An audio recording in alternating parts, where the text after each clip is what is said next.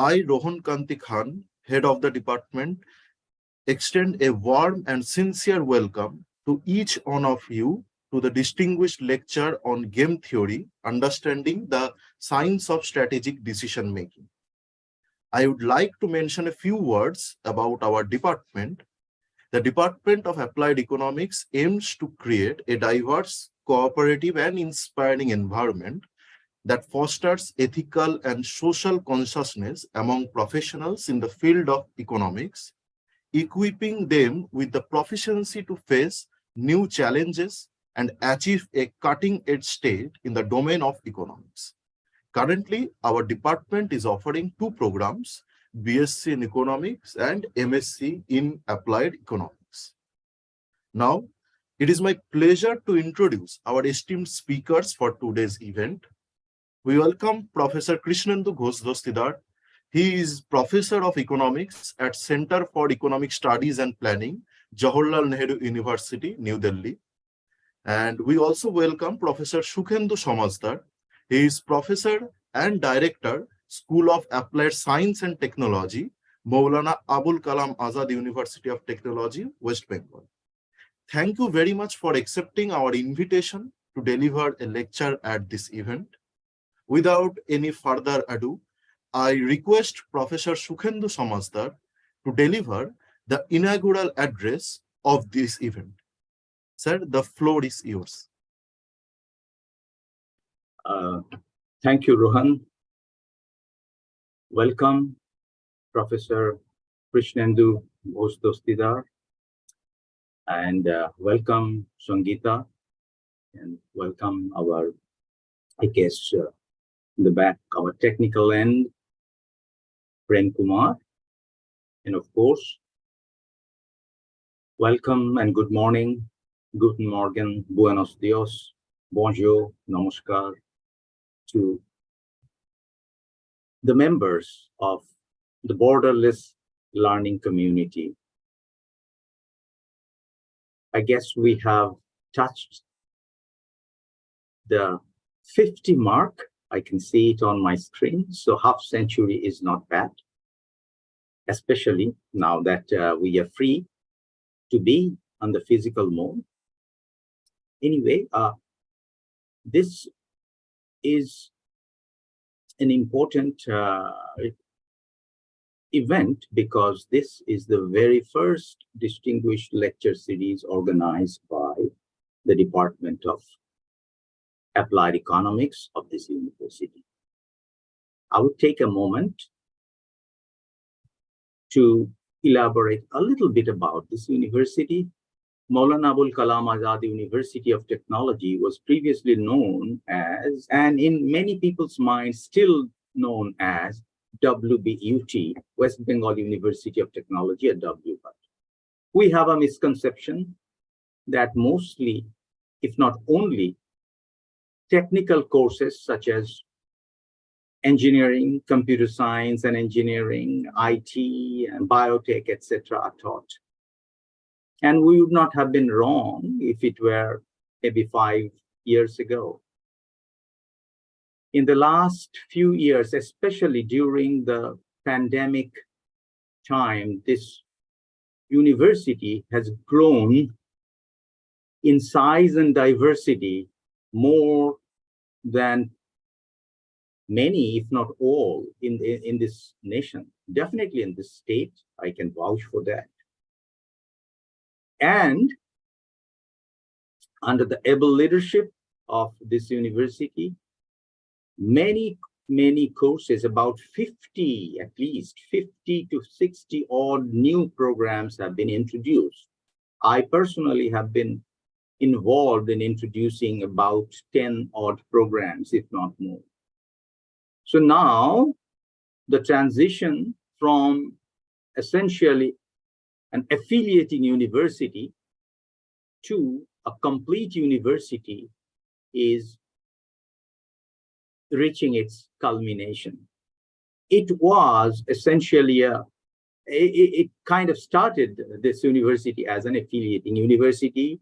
Those of you who are not aware, most of you perhaps, I should not assume, there are about 200 odd colleges which are affiliated to this university.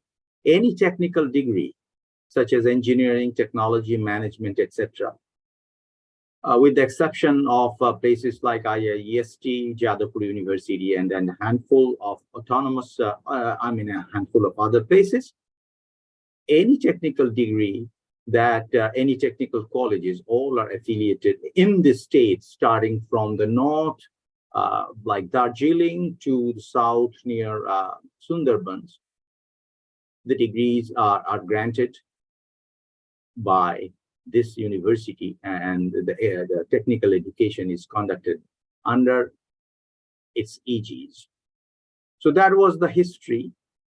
And now, for the last few years, there are, as it stands now, there are about 70 odd what we call in-house programs. And the beauty of this, especially with the applied economics program, I have been involved with it a little bit. Rohan kind of kept me engaged, is we have an integrated, some sort of a system, in the sense that there are under the same umbrella, pretty much under in the same building, we have people, the Department of Applied Statistics and Analytics, which is not unrelated to with economics. We have the Department of Applied Mathematics, just a floor or two below where the Department of Applied Economics is. On the very same floor, the Department of Applied Psychology, which with the advent of behavioral economics and behavioral finance is fairly linked to economics nowadays. So that is the advantage of our system. And also it is, we have a very strong IT presence in the field of, in the education space in West Bengal. So the program that that has been put together, it incorporates this integrated approach to modern economics. And we are aware, thanks to our leadership, that it is important to look beyond the classrooms, not only beyond the classrooms in the same campus, but across campuses. So we always encourage and interaction with experts from academia, as well as industry, as well as research centers from anywhere. I mean, from beyond our campus, from if it is from the same part, then we arrange physical ones. If it is distant like this, then there's such a taking advantage of technology, we arrange this. Now, we are very hopeful about this Department of Applied Economics, which is still a newborn. And I have hope because there is precedent.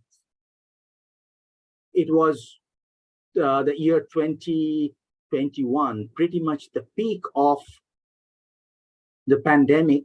On the 12th of August, I received a phone call from the then Mr. Vice Chancellor, who kind of urged me to open 6 new programs. And we opened, there were programs like the applied mathematics, MSc in applied mathematics, as well as MSc in applied statistics and analytics, BSc in statistics, etc., etc. Now, those 2 programs, for example, applied statistics and analytics and applied mathematics, got very good responses.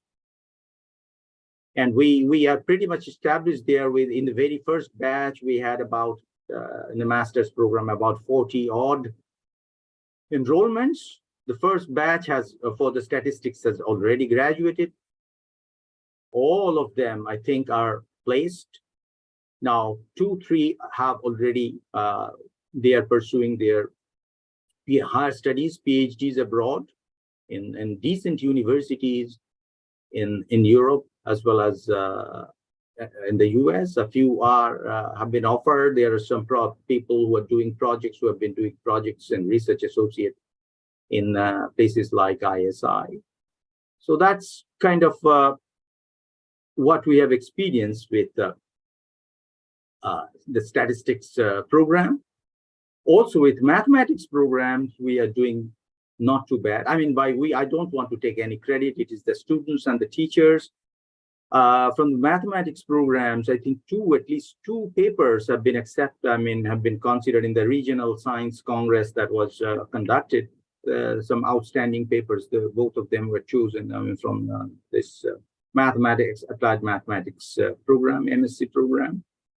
So it is, we emphasize here as much as possible more, and would like to believe that more than other places, student-centric approach. So essentially, we promote, we encourage students to get involved in, I would like to say research, but at least knowledge, some sort of knowledge discovery. That learning by doing, learning by own effort, independent study, to use the phrase that is commonly used in the US. So right from the beginning, right from the very first semester, there are slots, the credits assigned for such kind of learning. And there we try to have, we encourage outcomes. Outcomes like for the students, by the students' books. For example, we have published one called The Stalwarts of Statistics. It is a course that I teach. It is an outcome offshoot of a course that I teach that's called The History and Evolution of Statistical Thinking. And the outcome was, okay, the very first batch, we decided that, okay, we'll put together a compendium. Also, there is a journal that this university publishes. It is called, called Tech Vistas. It is a multidisciplinary journal. And we encourage our teachers to essentially prod the students, especially the master students, but not, and also undergrad students, to do some research, may not be earth-shaking, but some reasonably good research, which is publishable. It's a decent journal. It's double-blind, peer-reviewed journal. So that's how we like, we pursue here in Maulana Abul Kalam Azad University of Technology, an approach where, as I mentioned, would like to not have boundaries. Interdisciplinary interactions are actually encouraged to such extent. I usually do not use the word department. I prefer to use the phrase unit, because unit is something which together build a larger whole. Department to me connotes some sort of a divisiveness. So we would like to work together as members of different academic units. And it is my privilege and honor to be asked to talk a little as the inaugural address, as Rohan has pointed out, and welcome Dr. Ghosh Dostidar on a topic which is very technical, and I'm hardly qualified to mention even a word or two about game theory. I mean, game theory is the study of mathematical models of strategic interactions among rational agents. That much, pretty much all of us know. It has applications in all fields of social science, as well as in logic, system science, and computer science. Now, personally, I was exposed to this idea in a way that stuck in my mind by two things. One was the movie called Beautiful Mind.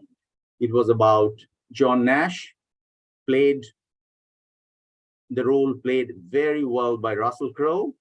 Those of you who have watched, I'm sure you'd recall. And also, I did my PhD from the University of Michigan, which was the place with John Holland. And John Holland was involved with Robert Axelrod. And they have been this idea of the evolution of cooperation. And I am more interested in evolution, in game theory from the evolutionary perspective, and and from cooperation point of view rather than competition point of view. And the Axelrod's work, pretty much everybody knows, and I'm sure Professor Ghosdasdar will touch upon that. And also evolutionary biology, John Maynard Smith has used these game theoretic foundations. I'm mentioning these because other names like Neumann and Morgenstern, those are standard, but I'm not touched by those personally, to be honest with you. But the work of Robert Axelrod, this iterative games, and essentially how it can aid in cooperation, that I found that quite fascinating. To me, distilled to the essence, what actually has to happen for game-playing agents to survive and prosper are two things. Maybe I'm wrong, but in my mind, those are two aspects: prediction and feedback. So those are, in a simplistic way, I think some foundational concepts about game theory. And also, I think in recent times, there are collaborative and cooperative game theories which are moving away from this zero-sum approach. So this topic is, in my opinion, one topic, one skill, technique, if I may use the term, which is enabling and which helps us understand the entire landscape of the social science. So with that little understanding and a lot of curiosity, it is my privilege to welcome our distinguished speaker today, Professor Krishnendu Ghosdasdar. Sir. Thank you, sir, for your sorry, sir. For your invaluable words. Now, it is my pleasure to introduce our distinguished speaker, Professor Krishnendu Ghosdasdar. Professor Krishnendu Ghosdasdar is Professor of Economics at the Center for Economic Studies and Planning, Jawaharlal Nehru University, New Delhi. His areas of specialization are oligopoly theory and auction theory. He was educated at Presidency College, Kolkata, and JNU, New Delhi. In 2013 and 14, he was a visiting research scholar at the Institute of Social and Economic Research, Osaka University. And in 1997-98, he was a visiting fellow, Department of Economics, Harvard University, USA, with Ford Foundation postdoctoral fellowship. Professor Dostidar has published extensively in top journals, including the Journal of Economic Theory, Games and Economic Behavior, Economic Theory, International Journal of Economic Theory, European Economic Review, and Economic Letters. He has also published two books, Oligopoly, Auctions, and Market Quality, that is published by Springer in 2017, and he is editor of the Festive Dimensions of Economic Theory and Policy, essays for Anjan Mukherjee, co-editors with H. Mukhopadhyay and U.B. Sinha by the Oxford University Press. He has many editorial responsibilities. Since 2015, he is in the editorial board of International Journal of Economic Theory, And from 2015, he is also in the editorial board of Journal of Quantitative Economics. And since 2014, he is in the editorial board of Orthaniti, the Journal of Economic Theory and Practice. He has supervised 14 doctoral students so far. And in the year 2011, he was member secretary committee constituted by the government of India to review the functioning of ICSSR. He is also a visiting professor at CDS, Thiruvananthapuram, Kerala, and he is currently on the board of management of the Mumbai School of Economics and Public Policy, University of Mumbai. Now, before the lecture started, I request the participants, if they have any questions, queries, or comments during the lecture, please post those in the chat box along with your name. We will collect your queries, comments, and questions and try to forward them to our esteemed speaker after the lecture ends. Now, without any delay, I now pass the floor to you, Professor Dostidar. Sir, the floor is yours. Thank you, Rohan. And I must thank Professor Samajdar and you and other organizers for providing me with this wonderful opportunity. I hope we can meet face-to-face later, but this virtual meeting is also very nice. Really, I'm grateful to all of you. It's a wonderful opportunity. Now, in today's lecture, I am going to just address, I guess, mainly the students, right? Young students, right? Yes. I keep it at a very simple level. I mean, so as if I am teaching to a bunch of 18-year-old kids, okay? So just some of the things may be known to you, but I'll keep it simple, but I'll give a basic overview of the game theory literature. Now, can I share my screen, Rohan? Yes, sir, please. Just a thing. Share. Okay. Can you see this? Yes, sir. Okay. I'm putting my video off because that would help, because the internet connection is not very stable. And towards the end, I'll put it on. Okay. Okay, sir. Thank you. Thank you so much. Okay. Okay. So the title was chosen by Rohan, so blame him for such a long title. Okay, I would have preferred just game theory. Okay, thanks. Now, what is it all about? Now, let me start with a quote from a book written long back, Luce and Rifa. It's an evergreen classic book. So in all of man's written record, there has been a preoccupation with conflict of interest. Possibly only the topics of God, love, and inner struggle have received comparable attention. So this conflict of interest is what lies beneath game theory. So in any social or economic interaction, there are conflicts of interest. Of course, there are possibilities of collaboration at will. Game theory is a branch of mathematics which tries to predict outcome of such interactions. Okay. So let me just start, just a minute, yeah.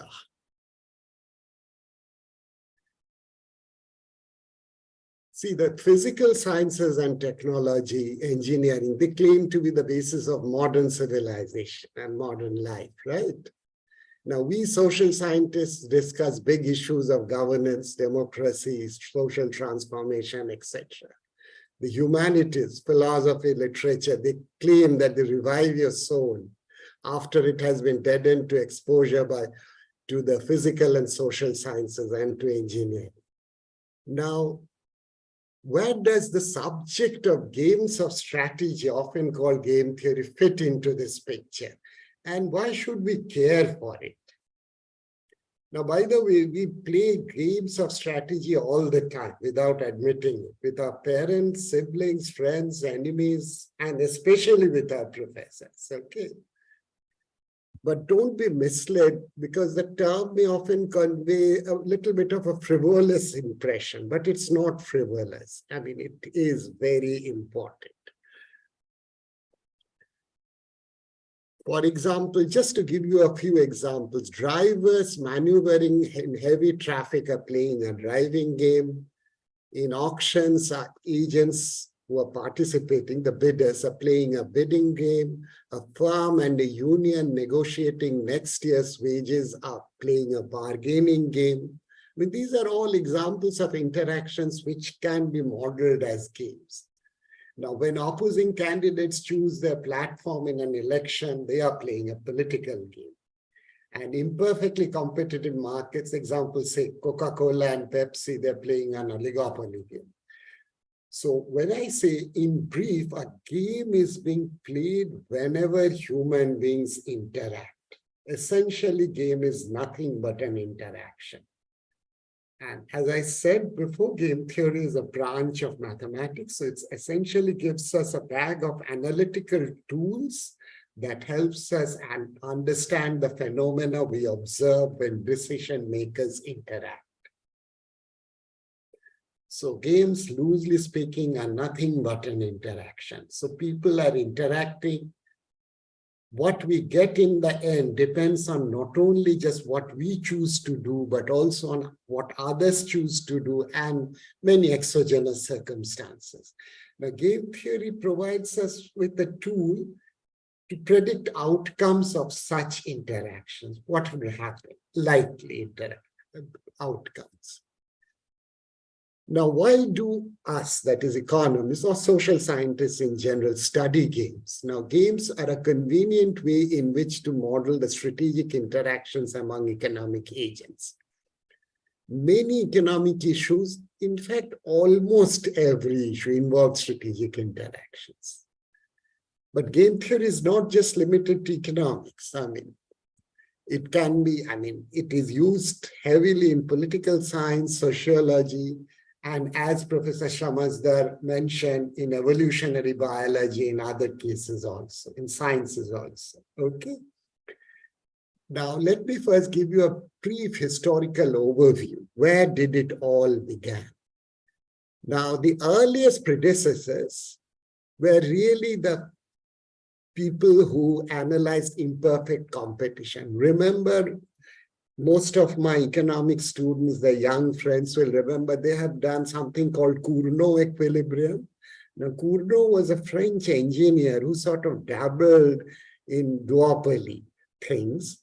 Now, what he did not call it a game theory, but what he was doing actually was game theory. In 1838, his book came out, so which we now call Cournot model of oligopoly. Right. In 1883, another Frenchman, Joseph Bertrand, brought out something. Now, by the way, many of you may not know, Bertrand wrote a book review of Cournot's book. Now, in which he tried to analyze what would happen if instead of firms choosing quantities, they choose prices as strategic variables. Now, all of us know that we talk about Bertrand equilibrium in price competition. This is possibly the only instance in economics where an equilibrium concept is based on the basis of a book review. Bertrand was essentially a book review. Now, then there was Francis Edgeworth, an English economist. Remember, you have done something like Edgeworth box diagrams. They were beginnings of the concept of core in cooperative game theory. So all these economists or scholars, they were not calling themselves game theorists, but essentially what they were doing was game theory, right? Strategic interactions.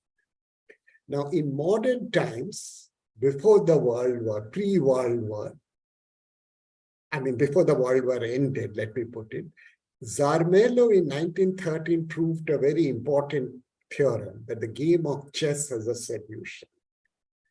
Now, we all have played chess, and what one can show that in principle, suppose you are starting with a white, you can either force a win or force a draw. You can never lose. That is in principle, of course.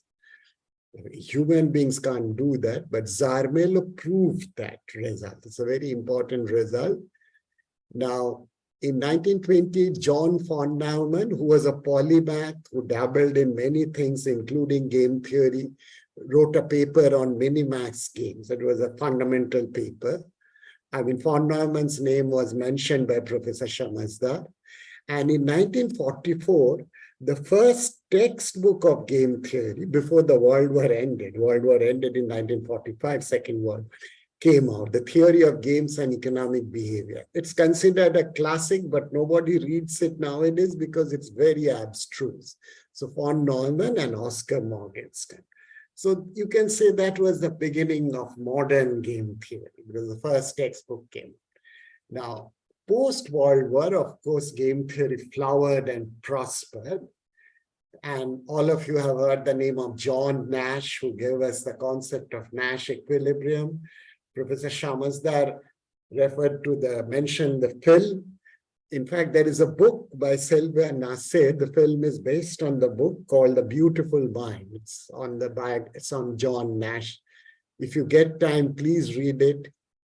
Then Reinhard Zelten gave us the concept of subgame perfect Nash equilibrium in sequential move games. And John Harsanyi taught us how to analyze games of incomplete information. In fact, these three, Nash, Zelten, and Harsanyi, whom we can call the daddies of, or the granddaddies of game theory, won the Nobel Prize together sometimes in the early 90s. There are other giants, of course, Woodwitz, Aumann, Schelling, Maskin. Many of them have won Nobel Prize. Milgram won it a couple of years back because of his work on auction theory. And the last named is Elinor Ostrom. Now, by the way, she is the first lady to win a Nobel Prize in economics. She's a political scientist, but she used repeated games to analyze behavior of communities, how community behavior evolve over time. And she used repeated games. Okay, so it's very interesting. But lastly, I have mentioned the name of Jane Austen. Now, you may wonder what has Jane Austen, the great novelist, got to do with game theory. Now, in 2013, Michael Chue, who is a political scientist, brought out a book. I have read the book, Jane Austen, the Game Theorist, where he analyzes her 6 novels, which include Pride and Prejudice, Sense and Sensibilities, etc., and shows that Jane Austen was a master game theorist. The characters in her novels go for strategic manipulations and whatnot. It's a very interesting book. You can read that. So we will call Jane Austen the mother of game theory, okay, modern, although of course she was a novelist, an all-time great one, okay. Now, given this historical perspective, let me come to the brass tacks.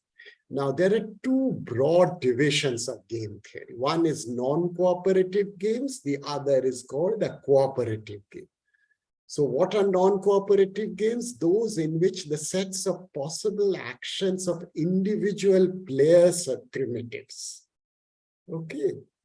So individual players' actions are primitives, they decide everything.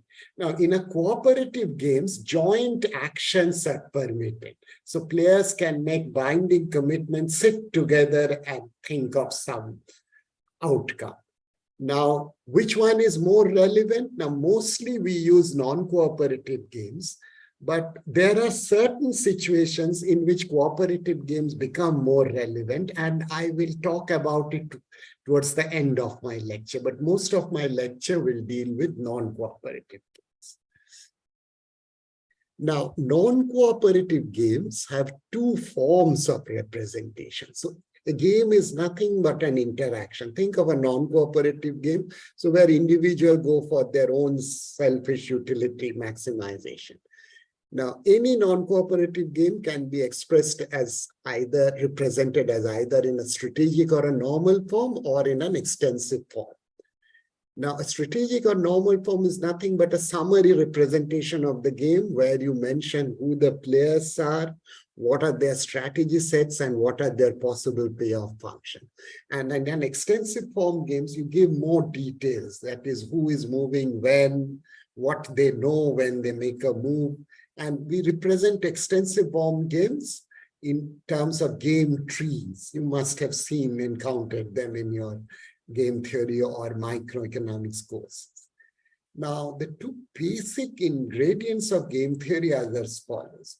Now, decision making under uncertainty and what each player knows. Now, in a standard microeconomic course, at least at the master's level, we do a topic on decision making under uncertainty, the von Neumann Morgenstern expected utility theorems. So you have preferences over lotteries and then how they can be transformed into a utility function. So those things, that is very important to know.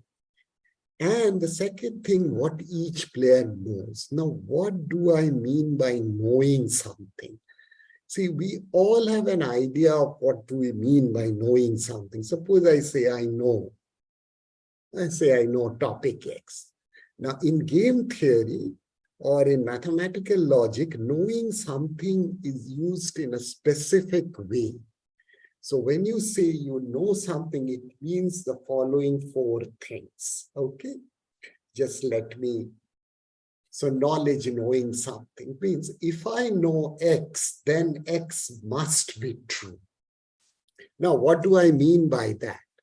Now, can't I know something which is false? Of course. Suppose think of the statement X, which said that the claim that the sun rises in the west is a false claim. Now, this entire statement is a true statement. So I know X, so X is true, okay? Then it says, if I know X, I know that I know X. So knowing something also means this. Now, it's of course a bit philosophical. Do I know what I know? Who knows? But here we assume I know what I know. And also, if I don't know X, I know that I don't know X. Again, you may ask, do I know what I don't know? Well, I really don't know. But in game theory, we assume if I say I don't know X, I know that I don't know X. And fourthly, if I know X, I know all its logical implications. Now, believe me, this has a nice mathematical structure as well. We don't have the time to do all those technical details. So knowledge or knowing something means these 4 points which I have spelled out. Okay. Now, in game theory, we often use the term common knowledge. Now, we say X is common knowledge if everyone knows X and everyone knows that everyone knows X. Okay. And everyone knows that everyone knows that everyone knows X ad infinitum. And a fundamental assumption while doing game theory is that each player is rational, and rationality and structure of the game are common knowledge. Now, if you ask me what would happen if this assumption of common knowledge of rationality is dropped, well, game theorists have tried with this, but you get into weird conclusions. There are papers on this. So in this little small short lecture, I'll assume that all players are rational and this fact is common knowledge. Okay. Now, as I said, a game can be represented non-cooperative in 2 ways, a normal or a strategic form or an extensive form. Now, a strategic or a normal form specifies 3 things. Who the players are, the set of players, let's say 1 to n. So many firms in an oligopoly or so many bidders in an auction. Think of a context. You have a set of players. The strategy sets what each player's possible moves are. And payoff functions. See, payoffs depend not only on what you choose, SI, but also the vector of other players' choices. So basically, it means what you get in the end. A payoff can be a profit, utility, or votes for a political party, or bribes for a corrupt bureaucrat, anything. Think of the context, you have a payoff. It depends on not only what you choose to do, but also on what others are doing. Okay. Now, a mixed strategy, as all of you know, is a probability distribution over pure strategies. You can choose to roll a dice or throw a coin and decide on your course of action. Okay, we'll talk about mixed strategies later. Okay, so these three things are specified. So this is called a strategic or a normal form representation of any non-cooperative game. It's the simplest form. Now, see, real life is very complicated. See, we cannot capture all complications in an economic model, in a mathematical model. So what we go for is we take the essential features of a problem and create toy games, which mimics the essential features. So here we'll only look at toy games, leaving aside all the bells and whistles with which they're complicated in real life. But believe me, most people find that even toy games give them a plenty to think about. Okay, so what are toy games? We just takes out the essential features of a very complicated problem and presents it in a very simple way. Now, let me start with the most famous toy game of all, that is the Prisoner's Dilemma. Now, all of you have heard about it, but just let me repeat, but because any game theory lecture would start with that. I mean, there are many stories depicting a prisoner's dilemma. My favorite one is the traditional one. Let's assume Alice and Bob are gangsters in Chicago of the 1920s. Chicago in 1920s was a very bad city. Al Capone and all were ruling roost. Okay. The district attorney knows that they are guilty of a major crime, but is unable to convict either unless one of them confesses. Okay. So he orders their arrest and separately offers each of the following deal. Now, see, when he arrests them, they are kept in separate cells and they cannot communicate with each other. Okay, now what is the deal offered to them? It says, if you confess and your accomplice fails to confess, then you go scot-free. Now, if you fail to confess, but your accomplice confesses, then you are in trouble. Then you'll be convicted and you'll be sentenced to maximum term in jail. Now, if you both confess, then you will be both convicted, but the maximum sentence will not be imposed. And if neither of you confess, you will both be framed on a tax evasion charge for which a conviction is certain. Now, we can sort of represent this deal in terms of a matrix 2x2 game, and this is what it is. So Alice can choose NC or C. NC means not confess and C means confess. Bob can choose NC or C. And the payoffs are given out here in this matrix. The first one is the payoff to Alice, player one, and the second one is the payoff to Bob. Now, this game is extremely simple to analyze and predict, and you can easily predict the outcome. The payoffs are consistent with the story or the deal which I specified in the previous slide. Okay. So in this game, so this is a normal or a strategic form game. Who are the players? Alice and Bob. What are their strategies? NC or C. Not to confess or confess. And what are their payoffs? These are the payoffs which are specified. Now, look at from Bob's point of view. Bob doesn't know what Alice is going to do. If Alice chooses not to confess, by choosing to not to confess, Bob will get -1, but if he confesses, he will get 0. So choosing C is better than choosing NC when Alice chooses NC. Similarly, if Alice chooses C, Bob gets -9 by choosing NC and gets -6 by choosing C. Again, choosing to confess is better than choosing not to confess, which means regardless of Alice's choice, I am better off choosing confessing as a strategy than not to confess. Therefore, rationality demands Bob should confess. The same applies to Alice's case. The game is just symmetric. Now, in game theory parlance, we say strategy NC is dominated by strategy C. That is, C dominates NC. Regardless of your rivals' choices, you're better off choosing C than NC. And you can easily predict the equilibrium outcome to be CC. Now, so let me define what do I mean. This was a very simple 2x2 game. When does one strategy strictly dominates the other strategy? We say strategy SI prime strictly dominates strategy SI, or SI is strictly dominated by SI prime if and only for all S naught I. That means regardless of your rival's choices, SI prime gives you a strictly higher payoff than SI. In the prisoner's dilemma game, C gave me a strictly higher payoff than NC. So that means SI prime strictly dominates SI. Okay, or SI is strictly dominated by SI prime. Now, rationality demands that a player will never choose a strictly dominated strategy. Okay, now, since I talked about strict domination, there is something called weak domination also.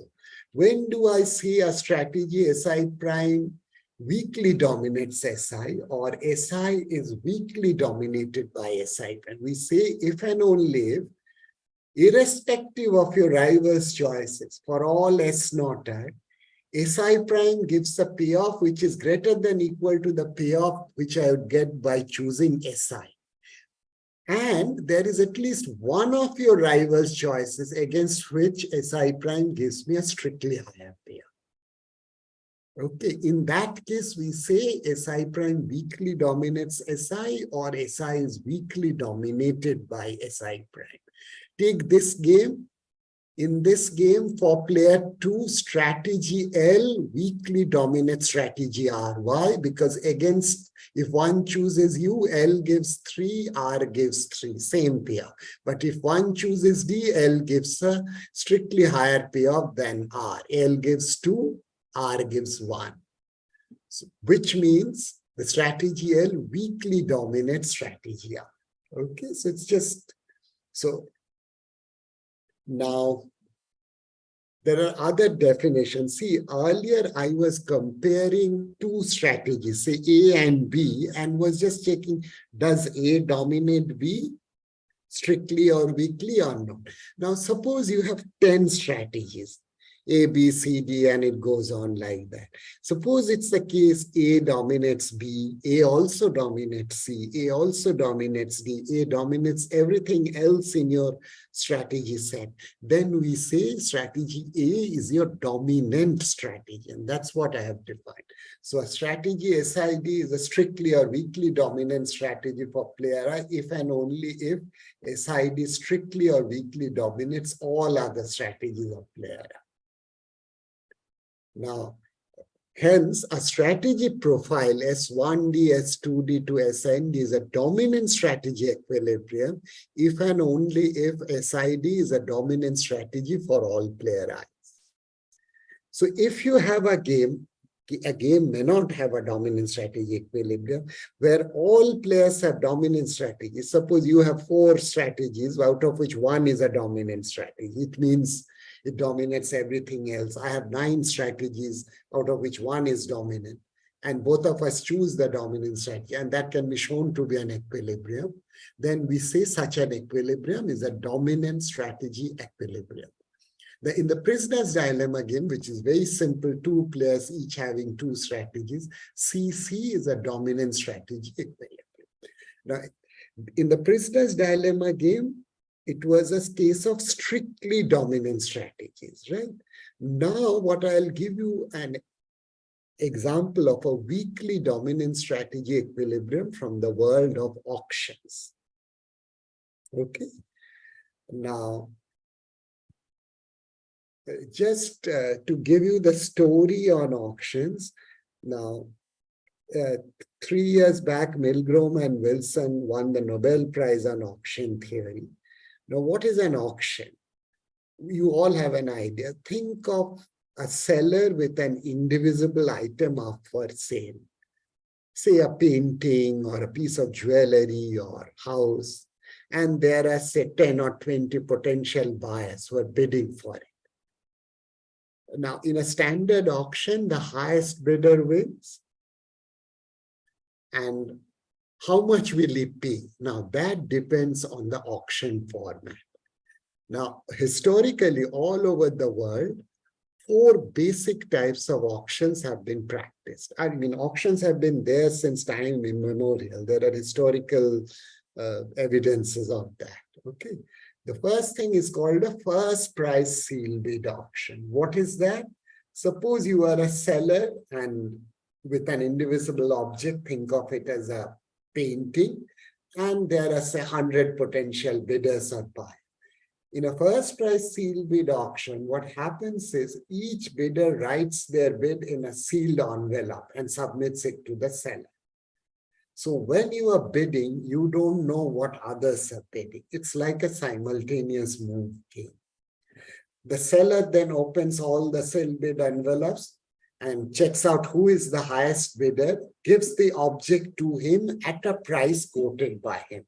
So if the highest bid is 100, the chap quoting 100 gets the object and has to pay 100. This is called a first price sale bid auction. It is practiced all over the world in many cases. Okay. Now there is something called a second price sale bid auction, which is often called a Vickery auction. The rules of the game are pretty similar. That the seller asks for bids in sealed envelopes. So all of you write your bids in sealed envelopes and give it to the seller. So when you are bidding, you don't know what others are bidding. And the seller opens the envelopes and looks for the highest bid. So the highest bidder wins, but the price he pays is equal to the second highest bid. Okay. So suppose the highest bid is 100 and the second highest bid is 90. The chap quoting 100 will win, but unlike the first price auction, here he has to pay the second highest bid as the price. Now, William Vickery, a Nobel laureate, was the first person who analyzed this auction. That's why it's often called a Vickery auction.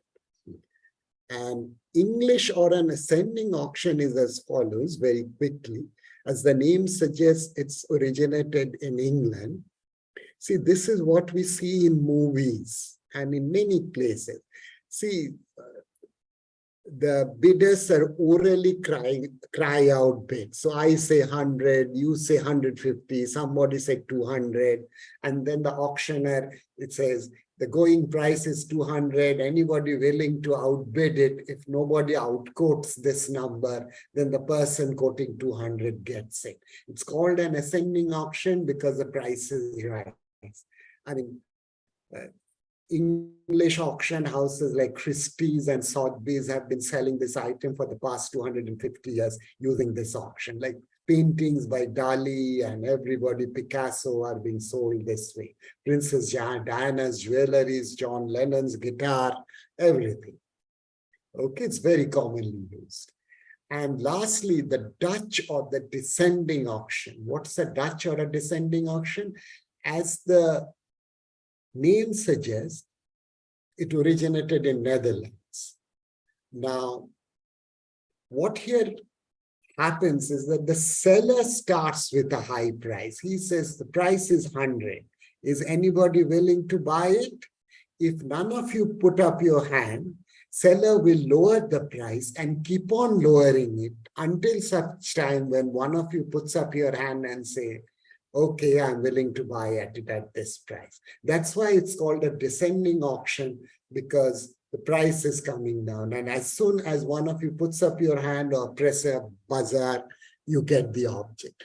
Now, flowers in the wholesale market, like tulips, fresh bouquets of tulips, have been auctioned off using this auction, Dutch auction, for many years, hundreds of years. And it's used to auction of timber in Canada, fish in Israel, in the wholesale market using this auction. So it's often used. Now, in today's lecture, I will talk about second price seal bid auction and show that it has a weakly dominant strategy equilibrium. So think of the scenario. A seller has one indivisible item up for sale, and there are n potential bidders with values. Now, what do I mean by a value? If my value is V1, I am bidder 1, this is the maximum price I'm willing to pay. Of course, this may be private information in the sense there may be incompleteness of information. I know my value, others don't know it. That those are called incomplete information gain, but here it doesn't matter for the equilibrium. Okay, and the seal, what are bidder strategies? Sealed bids. I can bid any amount, 0 to infinity. And the rules of the game specify that the highest bidder will win and pay the second highest bid as the price. Now, in a normal form game, what do you specify? 3 things: who the players are, what are their strategies, and what are the payoff function. Here, the players are the bidders. Their strategies are bids, choosing any non-negative number. And what are the payoffs? The payoffs are as follows. See, what matters, you don't know what others are bidding. Bids are in sealed envelope. It's a simultaneous move game. What matters to you is the maximum of other players' bid. Let Z be the maximum of other players' bid. The tragedy is that you don't know Z. You have to beat Z in order to get it. So what is payoff to bidder I? This player will get 0 if his bid is less than the maximum of other players' bid. This means somebody has quoted a higher number than you, so you are a loser, you get 0. You don't get the object, you don't pay anything. Now look at the third thing. I'll come to the middle thing just a while from now. If BI is strictly greater than Z, that means your bid is the highest bid, so you are the winner. What is the second highest bid? Z. So what is your payoff? VI minus Z. VI is your value, your maximum willingness to pay. You are parting with Z. So your net payoff is VI minus Z. What would happen if BI is equal to Z? So there would be a tie at the top and it will be decided randomly. If there are 2 players on the top, each wins with probability half. If there are 3, each wins with probability 1/3, and things like that. So P is the probability that bidder I wins it. So this gives the payoff function. So the normal form has been specified, the players, their strategies, and payoff function. Now, I'm not proving it. What Vickery proved, and it is very easy to show, that the strategy of bidding your own valuation is a weakly dominant strategy. So all players will choose their value as their bid, which means that regardless of your rival's choices, you are always better off or never worse off by choosing a bid equal to your value. Okay. Now, so this is an example. So each player will bid their value. How much will the seller get? Who will win the object? The player with the highest value. And how much will he pay? The second highest value. The seller will get the expected value of the second highest value. Okay. Now, so that's an interesting. Now, let me come to more easier toy games. Okay, see, in the Prisoner's Dilemma game, both players have strictly dominant strategies. What if only one player has it? Okay. Now, see, in this game, player 1 has 2 pure strategies, S1 and S2, and player 2 has 4 pure strategies, T1, T2, T3, and T4. Now, note that S1 does not dominate S2 because against T1, S1 is worse than S2. Against T2, S1 is better than S2. But for player 2, T2 is strictly dominant. T2 dominates T1, T2 dominates T3 as well as T4.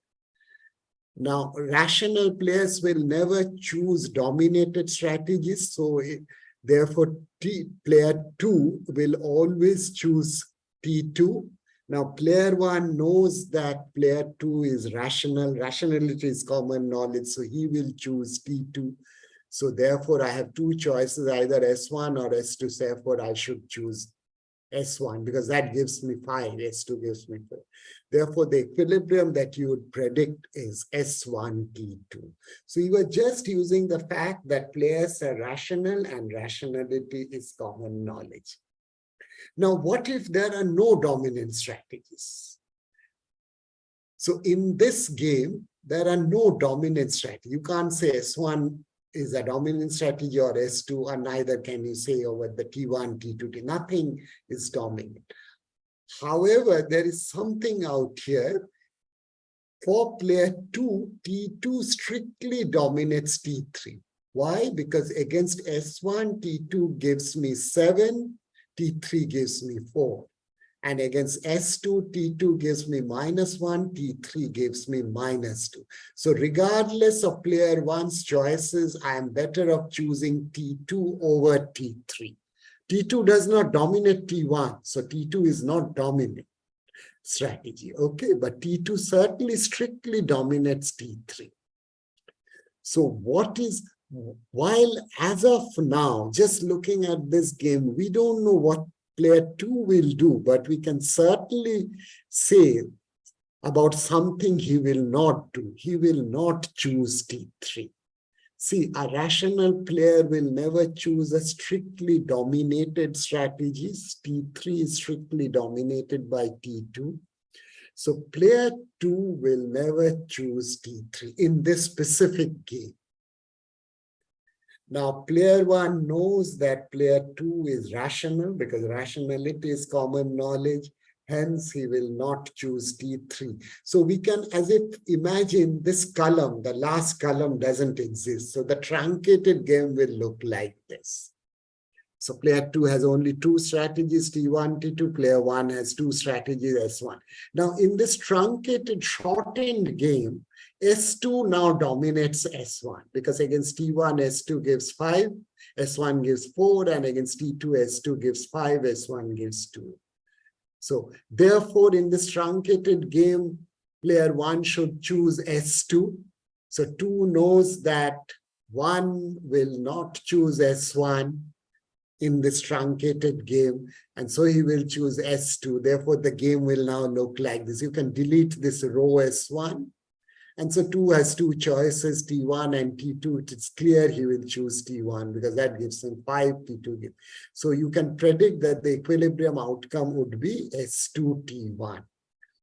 See, what we used is the fact that players are rational and rationality is common knowledge. Just to go through the logic once more, player 2 is rational, therefore he will not choose T3. Player 1 knows that player 2 is rational because rationality is common knowledge, therefore he will not choose T3, therefore I should choose S2. Player 2 knows that player 1 knows I am rational, hence I will not choose T3, hence he will figure out he will choose S2, which I can of course figure out. And therefore, I should choose T1, okay? So such a process where you eliminate dominated strategies one by one is called the process of iterated elimination of dominated strategies. Many games can be solved like that. You can predict an outcome in many games, not in all games, I must mention here, through iterated elimination of dominated strategies.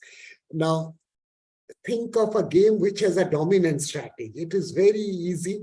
You eliminate all dominated strategies at one go, like the prisoner's dilemma game, or for weakly dominant cases for bids other than your own value in the second prize auction game.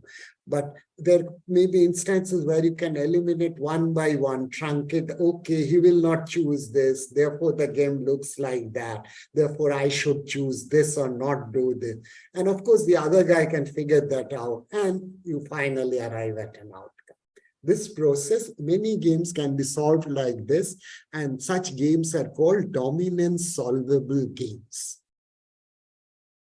Now, just can we do anything about dominance in the following game? This game has player 1 has 2 pure strategies, S1 and S2, and player 2 has 3 pure strategies, T1, T2, T3. Okay. Now, here, no pure strategy dominates any other pure strategy. You can check that. Okay. However, it is interesting. Player 2's mixed strategy, half T1, half T2 dominates T3. How do I know that? Suppose think of a mixed strategy where player 2 flips a coin and chooses T1 if heads appear, chooses T2 if tails appear. So it's 50-50 chance.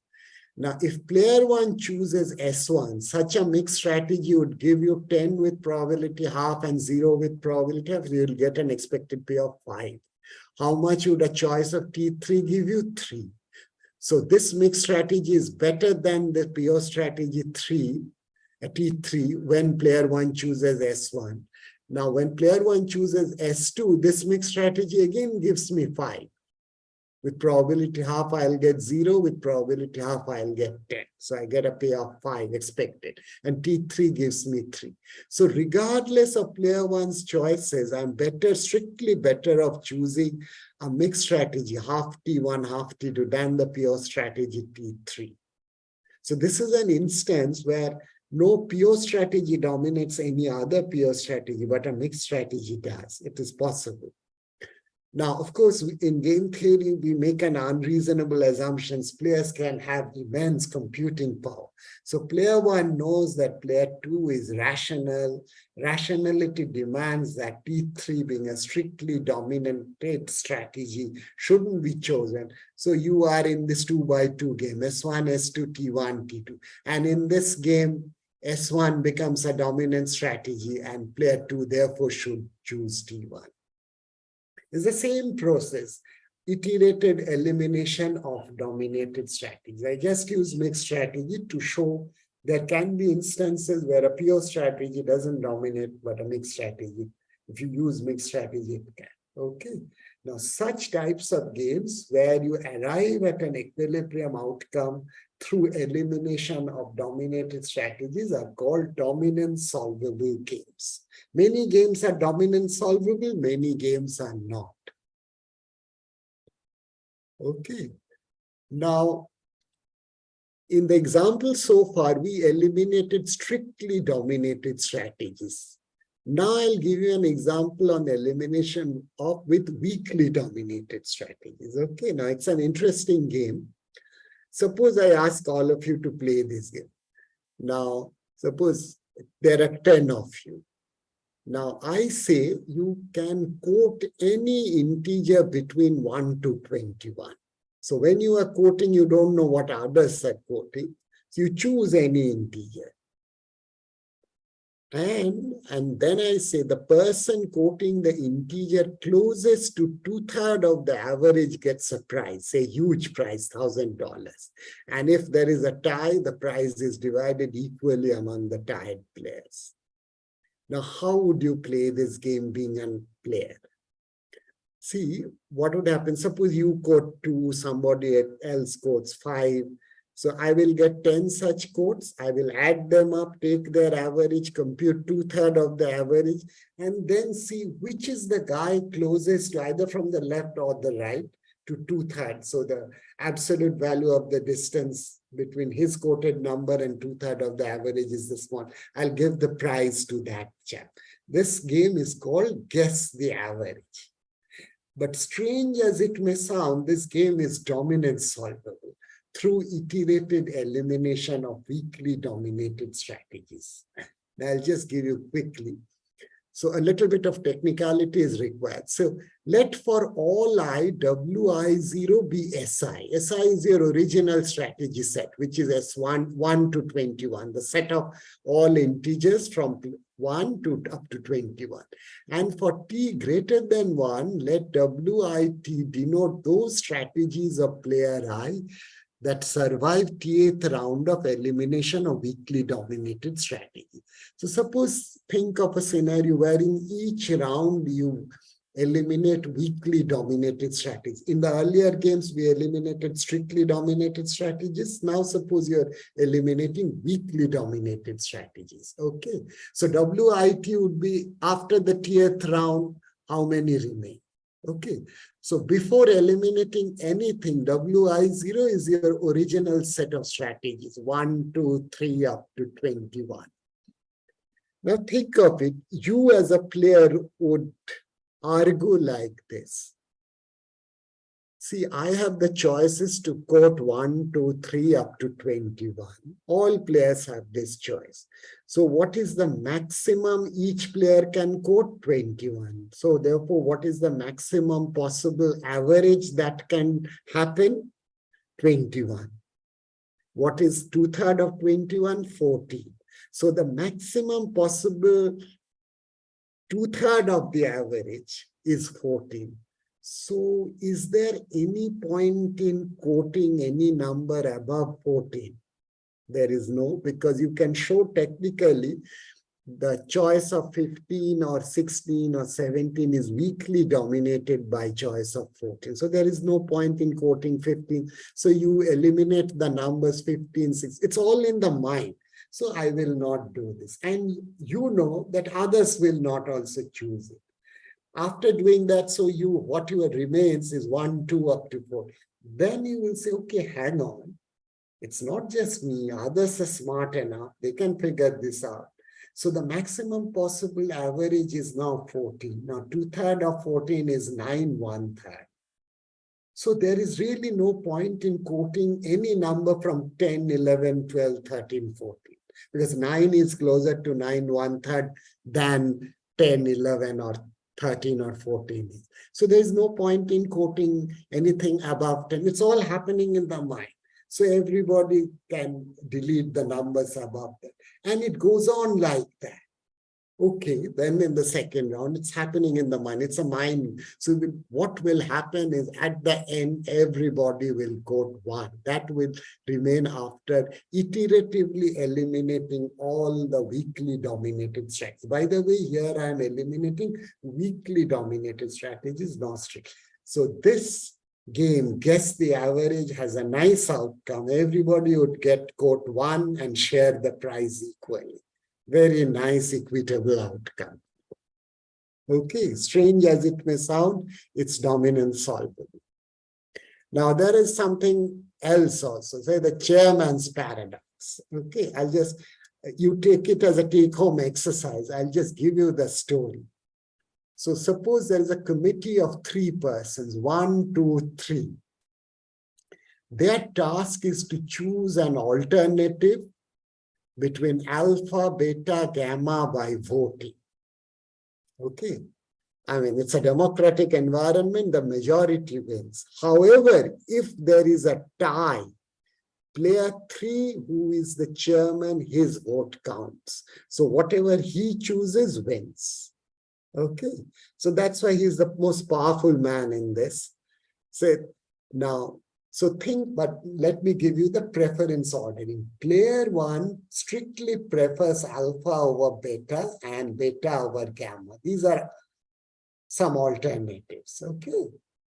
So think of a department, okay, who will teach what, how many hours will that person teach, and you have several scenarios and you have preference orderings. And similarly, player 2 prefers beta over gamma over alpha and 3 gamma over alpha over beta. Now, your most preferred outcome gives you a payoff of 2. Second preferred outcome gives you a payoff of 1. And the least preferred outcome will give you 0. For example, suppose alpha is the chosen outcome. Then player 1 will get 2. Because that's his highest possible preference. Player 2 will get 0, lowest possible preference. Player 3 will get 1. Okay, that's one. Now, suppose think of it. If you vote sincerely or naively, I vote for suppose I am player 1, I'll vote for alpha. Player 2 will vote for beta. Player 3 will vote for gamma. There is no majority. Each gets 1 vote. There is a tie. So what would be the outcome? Gamma would be chosen. because 3's vote counts now, whatever 3 chooses in case of a tie, and the 3 will get 2, player 2 will get 1, and player 1 will get 0. Okay. But what if you vote strategically? See, now if you come to think, this is if you vote naively, okay, but what if you vote strategically? Now you know, all players know I can vote for alpha, beta, or gamma. I mean, there's no bar in it. Then you can formulate a game. So you can write the game. It would be 3 matrices, each having 9 things, boxes in it. And believe it or not, this game is dominance solvable through iterated elimination of dominated strategies. Okay. And what if they vote strategically? And the outcome would be beta, beta, gamma. That is, player 1 will vote for beta, player 2 will vote for beta, 3, the chairman will vote for gamma. And the payoff would be player 1 will get 1, player 2 will get 2, and player 3, the chairman, gets 0. That's why it is called the chairman's paradox. Okay, so you can fool the head of the department to get a 0 payoff if you vote strategically. So this game is dominance solvable. Okay. Now, what happens if the game is not dominance solvable? Many games, if I may dare say so, most games are not dominance solvable. So you need a different equilibrium concept there. And therein comes one of the most important, possibly the most important equilibrium concept, namely that of Nash equilibrium. Now, when do I say a strategy profile is a Nash equilibrium? A strategy equilibrium is always stated in terms of strategies. So a strategy profile, S1 star, S2 star up to Sn star, which means player 1 choosing S1 star, player 2 choosing S2 star up to player n choosing Sn, is a Nash equilibrium if and only if the following inequality holds for all players I. That if others choose this S naught I, this suppose player 2 to n is choosing S2 star to Sn star, then if I am player 1, my choice of S1 star would give me a payoff which is not less than the payoff I would get by choosing any other strategy of mine. And therefore, against S naught I, against my rival strategy profile, S1 star is the best response. But this must be true of all players, that each is choosing their best responses and there are no exposed regret. And if there is such a strategy profile, we say it's a Nash equilibrium. Now, earlier in dominance solvable games, we arrived at an equilibrium outcome by eliminating dominated strategies. All such equilibrium outcomes are Nash equilibrium. But you can show, of course, all Nash equilibrium cannot be arrived at through iterated elimination of dominated strategies.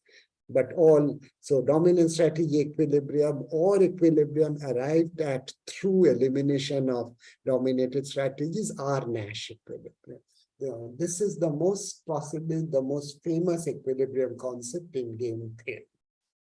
Of course, Nash wrote about this in his PhD thesis, written at a very young age. And then he explored the properties. In fact, he proved a very fundamental theorem which says that every finite game, now what do I mean by a finite game? A game is finite if each player has a finite number of pure strategy. So for all players I, the set capital SI is a finite set. Mixed strategy set can never be finite. Nash showed that any finite game will have a Nash equilibrium, either in pure strategy or in mixed strategies. And you use a fixed point theorem to prove that. Okay. So let me give you an example of Nash equilibrium in a very famous game. It's called the Battle of the Sexes. Think of a husband and a wife team, again, like the gangsters, Alice and Bob. Now they have to spend an evening together. Now they have to make 2 choices simultaneously, either to go for opera or to go for a sumo fight. Now, the Alice, being a lady, prefers the opera, And Bob, being a man, prefers the sumo fight. But they would rather be together than without each other because they are deeply in love. And so if they go to separate places, for example, Alice going to sumo and Bob going to opera, they get 0 each. Or Bob going to sumo, Alice going to opera. But if they go to the same place, both going to opera, Alice gets 2, Bob gets 1. If they both go to sumo, Alice gets 1, Bob gets 2 because Bob prefers sumo. Now, this is a very well-known game of the battle of sexes. Now, in this, there are 2 pure strategy Nash equilibrium, opera, and sumo. See, if Alice goes to opera, the best that Bob can do is go to opera. If he deviates and goes to sumo, he will get 0. Going to opera gives him 1. Similarly, if Bob goes to opera, Alice's best response is to go to opera. So opera is the best response to each other. So is sumo. In fact, this game also has a mixed strategy Nash equilibrium, which is this. Alice chooses opera with 2/3 probability, sumo fight with 1/3, and Bob chooses opera with 1/3 probability and sumo fight with 2/3 probability. Okay. Now, by the way, let me share an interesting anecdote about equilibrium theory. It has been found, and it has been proved also, that in any game, the number of equilibria is, when it is finite, if there are infinite number of equilibria, then you cannot talk about it. It's almost always odd. I mean, you will very, very rarely get even number of equilibrium. So if you get 2 pure strategy equilibrium in any game, you can be pretty sure there is a mixed strategy equilibrium. In fact, this number of equilibrium being odd props up in general equilibrium theory also. I mean, it has been proved also in most cases it is true. That's, I don't know why it is true, but it's true. Now, let me give you a 3-player example. So player 1 chooses rows, player 2 chooses columns, and player 3 chooses matrices. Okay. Now, think of this game. So player 1 is choosing U or D, player 2 is choosing L or R, and player 3 is choosing matrix A or matrix B. So, and these are the 3, all the payoffs written. The first one is for player 1, the second one is for player 2, and the third one is for player 3. Now, here it's a finite game. Each player has a finite number of pure strategies. This game has 2 pure strategy Nash equilibrium. By the way, there is also a mixed strategy Nash equilibrium. I have not specified that. Now, why is ULA a Nash equilibrium? Just think of it. This is for my very young students. What do you have to check for? Given what player 2 and 3 are doing, you have to check for, is U the best response? Now 2 is choosing L, this column. 3 is choosing matrix A. Player 1 by choosing U will get 0. Now given 2's choice of L and 3's choice of matrix A, if he deviates to D, he will get -5. Therefore, U is the best response against LA. Now look at from player 2's point of view, player 1 is choosing U, player 3 is choosing A, matrix A. So you are in this matrix and in this row, top row. If 2 chooses L, he gets 0. If he deviates and chooses R, he gets -5. So L is the best response against U and A. And what about player 3? Player 1 is choosing U, player 2 is choosing L. If I choose matrix A, I will get 10. If I deviate and choose matrix B, I'll get 0. So therefore, choice of matrix A is the best response for player 3 as well. Hence, ULA is a strategy profile which is all players are choosing the best response against their rival strategy profile. It's a Nash equilibrium. So is DRB.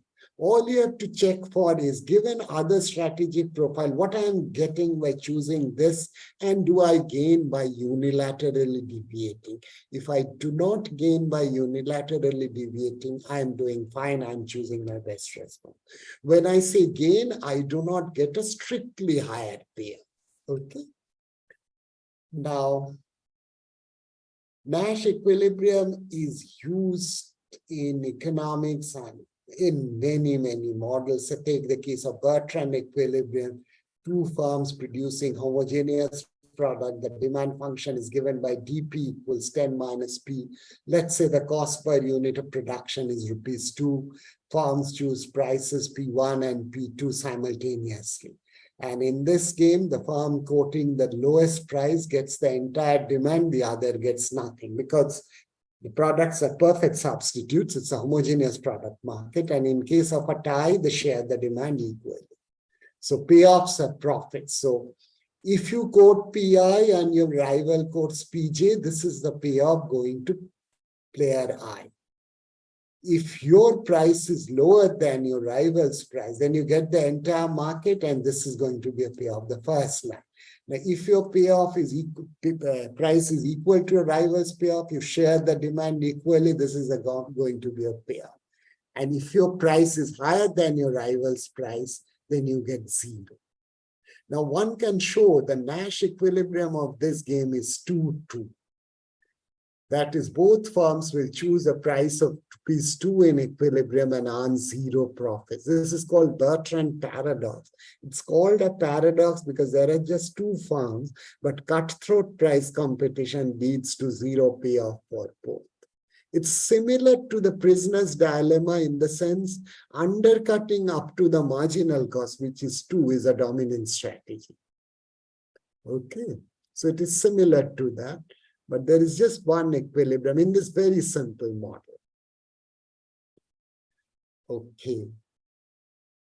Now, other examples you must have done: Cournot equilibrium in quantity choice game, Bertrand-Edwards games, hoteling, location games. So in Nash's theorem, every finite strategic form game has an equilibrium, possibly in mixed strategies. Okay. Now, let me use the concept of Nash equilibrium to illustrate something called the problem of the commons. Now, the problem of the commons is often used in environmental economics.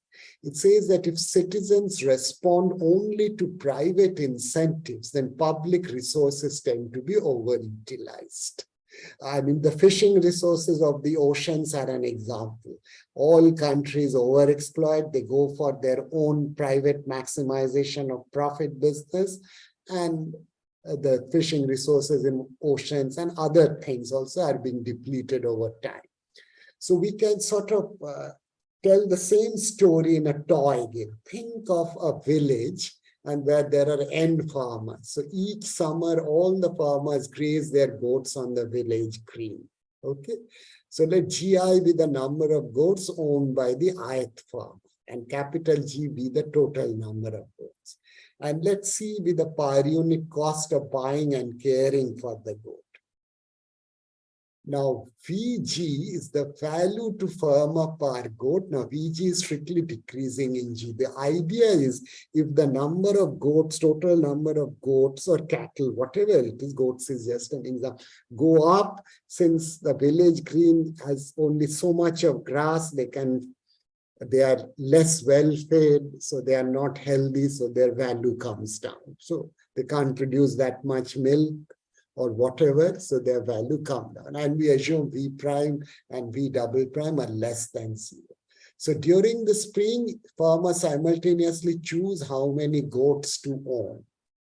Okay, so strategies are non-negative numbers, and the payoff function is if you choose small GI number of goats, value per goat is V, so you will get, this is like a revenue and this is your cost.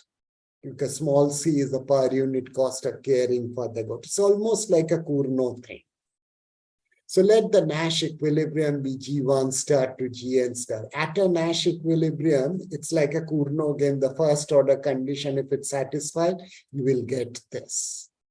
Okay. And if you just stretch your imagination and think of a symmetric Nash equilibrium where all farmers choose the same number of goats, that is Gi star equal G star, then you will get this equation. So at a symmetric Nash equilibrium, the equation 1 would be satisfied. But just think of a social optimum, say a grandfatherly figure in the village. Instead of each farmer selfishly and individually choosing a number of goats, he chooses the total number of goats. Now, at the social optimum, it must maximize the total social profit of this, that is, total number of goats multiplied by value minus total cost. So a grandfather in a village would choose this many, okay, which maximizes, say, G double star. A little bit of mathematical computation would reveal that G star, the number of goats being grazed at a Nash equilibrium, will be strictly higher than the socially optimum number of goats. So at a Nash equilibrium, too many goats are being grazed, environmental degradation, like fishing resources of ocean. It's just a small story. I mean, in terms of a toy game, it can be depicted. Now, of course, you may ask me, why should we care about Nash equilibrium? There are philosophical discussions on it, and game theorists have indulged in such discussion, like Ken Binmore and others, David Krebs. Now, there are two facets. The first supposes that ideally rational players reason their way to a solution of a game. And the second supposes that people find their way to a solution by some evolutionary process of trial and error. Okay, much of the predictive, and there is a branch of game theory called evolutionary game theory, and there are concepts of evolutionary Nash equilibrium there as well. Much of predictive power of game theory arises from the possibility of passing back and forth between these alternative interpretations.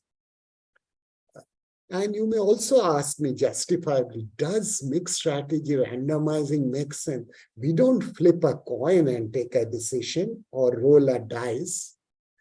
Now, you may say only crazy people do such thing.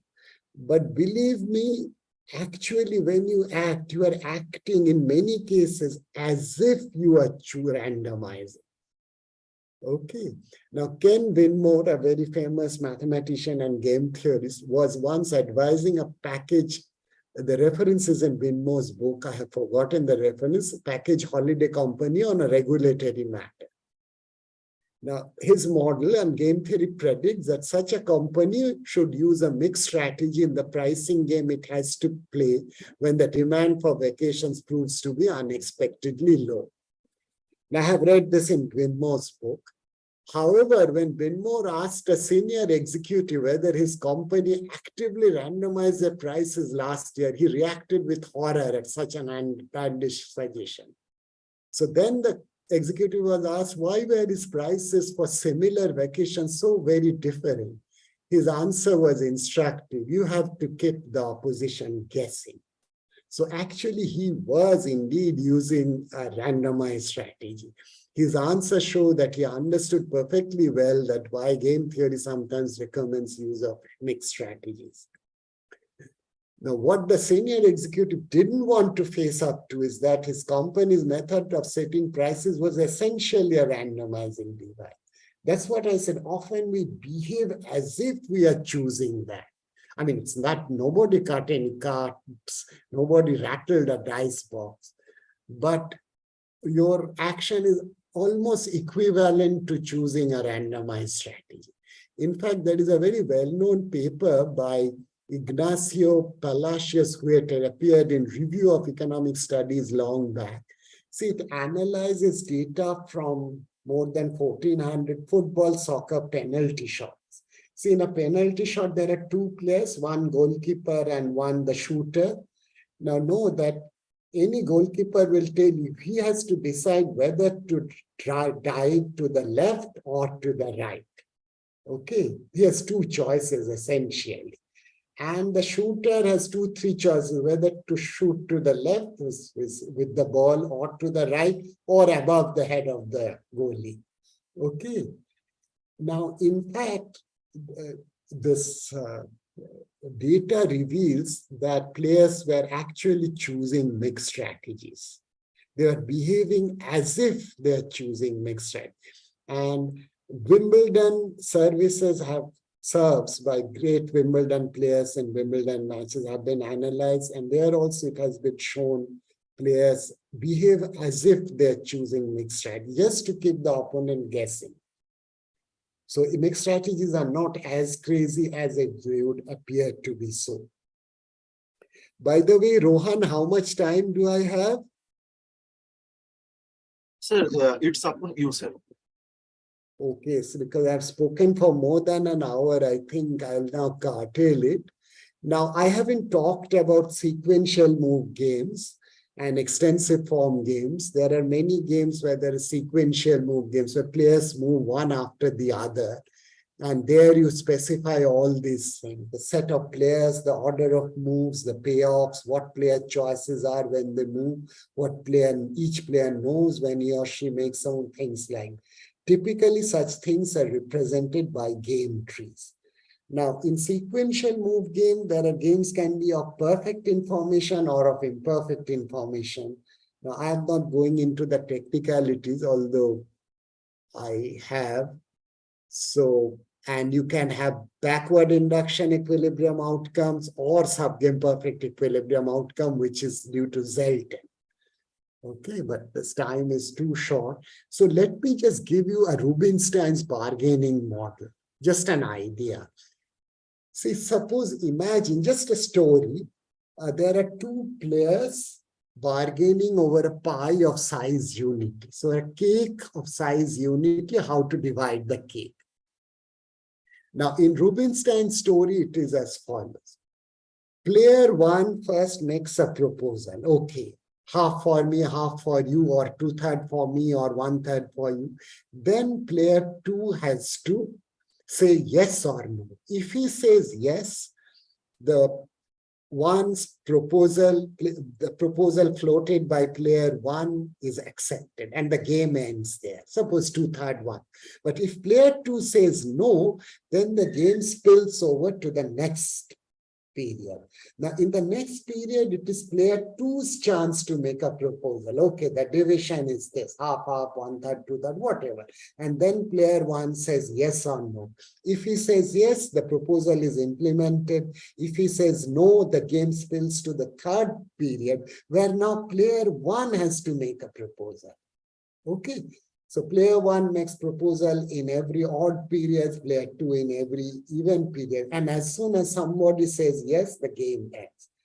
Now, the only catch is there is a discount factor delta, which is less than, because getting something tomorrow is worse than getting the same thing today. Say getting half the cake tomorrow is worse than getting half the cake today. So if the game spills over tomorrow, then the size of it is as if the size of the cake becomes delta instead of 1. If it spills to day after tomorrow, it just becomes delta square, even smaller. Delta is less than 1. So we are bargaining over a smaller size, cake size. Okay. In principle, it's an infinite horizon game. It can go on forever. Now, this is a game of perfect information because players know what has happened before.